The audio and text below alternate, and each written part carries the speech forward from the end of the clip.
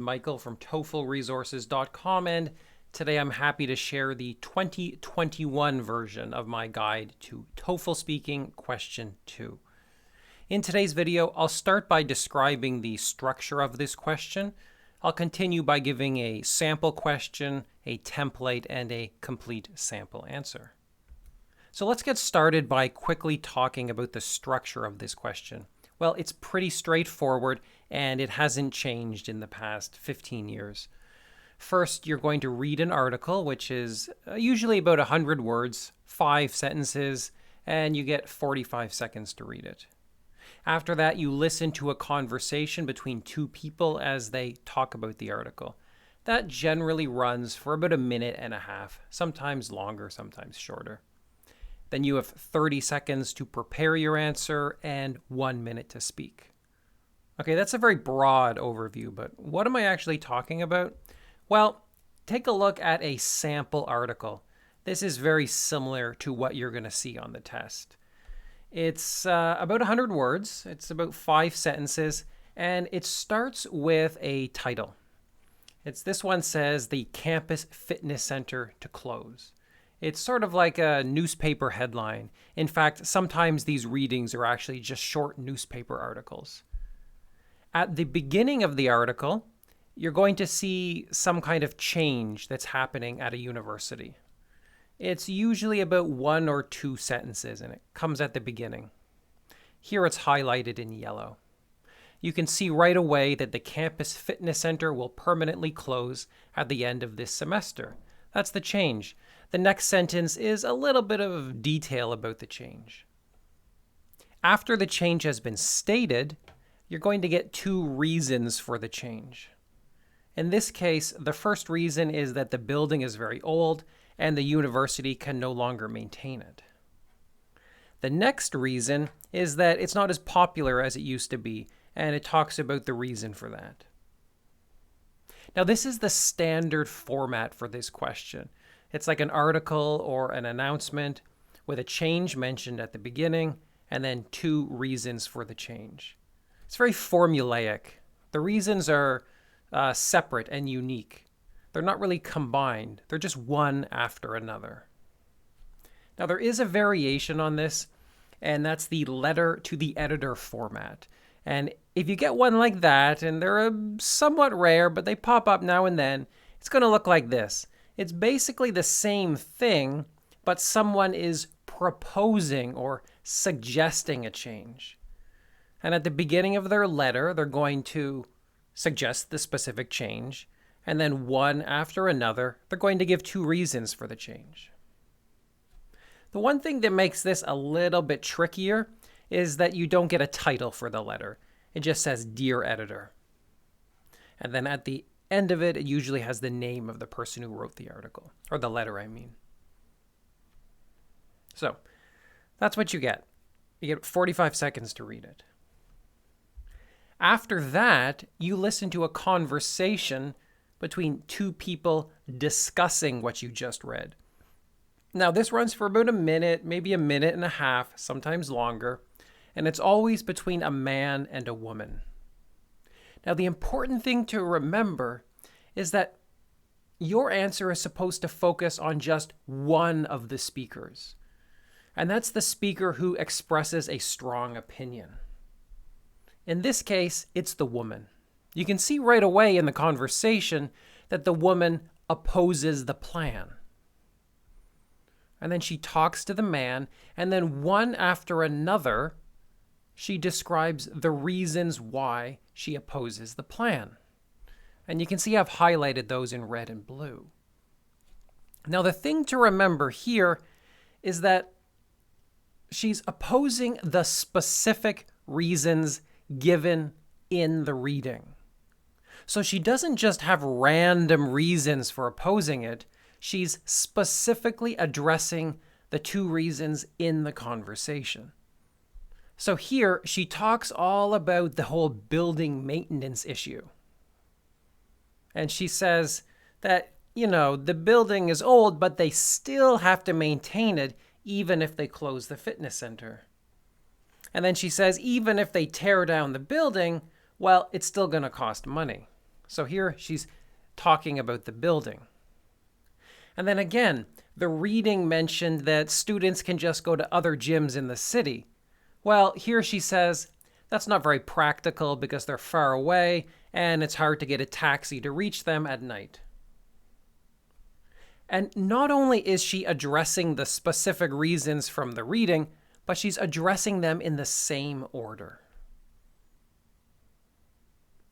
The other thing I want to highlight here is that you can kind of catch your breath when you're taking notes and the other person speaks.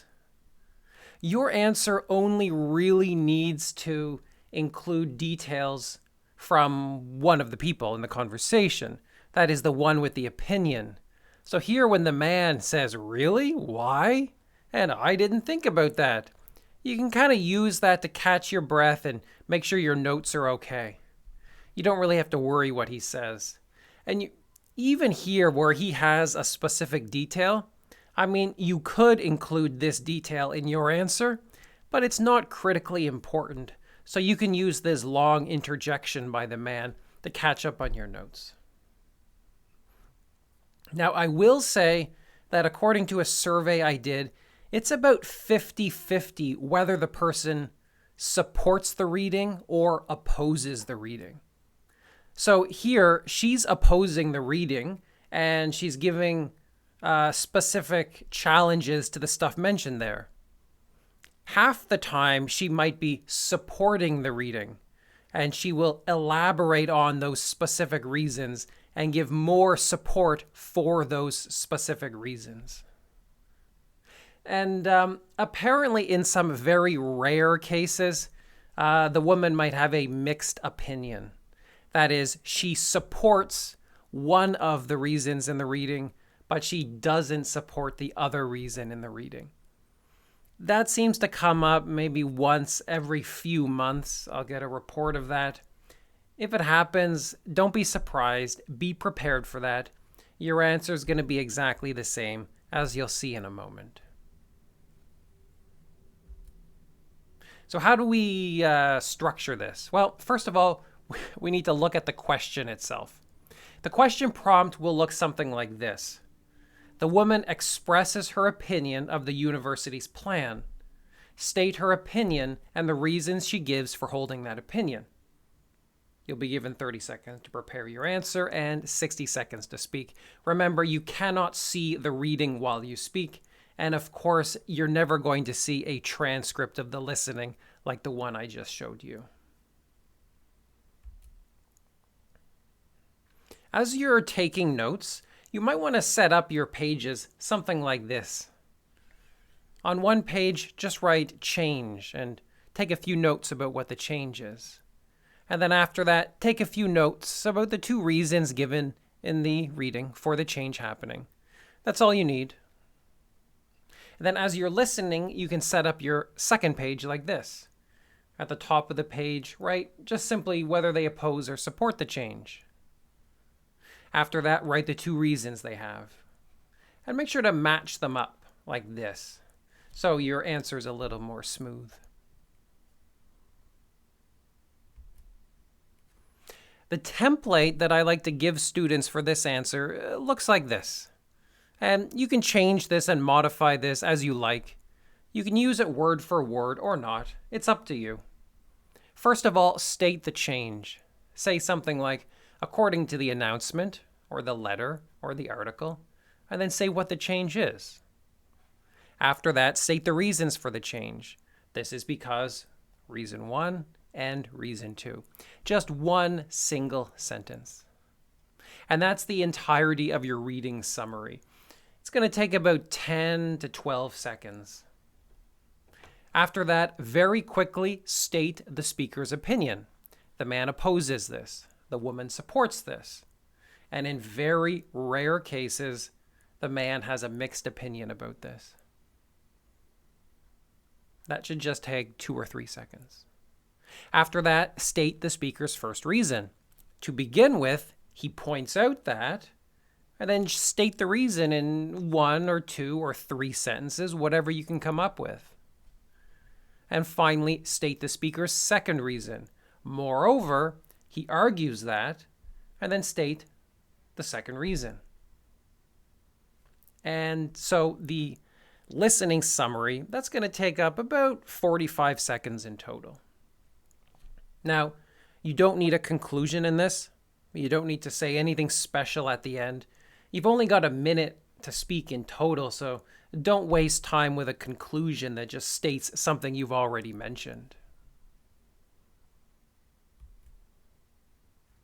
So using the question I gave you just a moment ago in the notes we took, here's a sample answer. According to the announcement, the campus fitness center will be closed. This is because the school can't afford to maintain it properly, and students can go to private gyms in the city for free. The woman opposes this. To begin with, she points out that they will still have to maintain the building even if the fitness center closes, because it could become a dangerous fire hazard. On top of that, it will be expensive to tear down the building and replace it with something else. Moreover, she argues that all of the gyms in the city are quite far from the university, so it could be hard for students to reach them if they don't have their own car. Additionally, it can be hard to find a taxi from campus into the city late at night. So you'll see I didn't mention every single detail from the sources. I didn't mention heating or air conditioning specifically. And down here, I didn't mention the cost of, construction workers. You can include those if you wish, and if you speak quite quickly, you should. Basically, the more details, the better. So include as many as you can based on how quickly you speak and your overall fluency level. You don't need to include everything to get a high score, but, it does help. Keep that in mind. A few general tips and tricks that I always suggest at the end of every single speaking video I make. Well, first of all, make sure to use discourse phrases like as a result or consequently, moreover, and therefore. Your teachers have told you these words 100 times, and if you back up the video a few seconds, you'll see some of these in my answer. Next, spend only 10 to 13 seconds talking about the reading. Remember that most of your score is based on the conversation. Now, you do absolutely need a quick reading summary, but it should just be very quick. If you are a slow speaker, though, the one thing you can omit are the reasons for the change. That is, you can cut out part of the reading summary from the template. That's the least important part, so cut it out if you have to. Next, use a mix of simple and compound sentences. I want to see or hear some coordinating conjunctions like so and but and that sort of thing. I should also mention here that complex sentences are a good grammatical structure to keep in mind as well. Basically, you want grammatical variety in your answer. Just to give you a little bit more guidance, I did a survey last year of a few hundred students who took the test. They told me that the most common topics related to changes to a campus building, just like the one I did here. It's often a change to the library or maybe the student housing, like the dorms.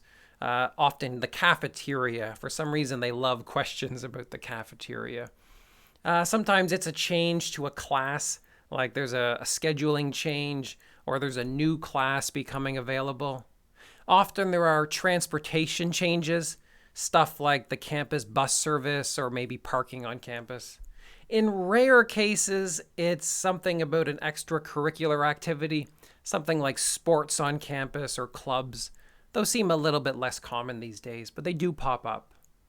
And then again, 50% of the students said they got one where it supported the change. 45% said they got a conversation which opposed the change. And then 5% said they had a mixed opinion. And this does seem to be dropping. Anyways, if you have taken the test recently, leave a comment down below and maybe talk about what you experienced. I'd love to update this information.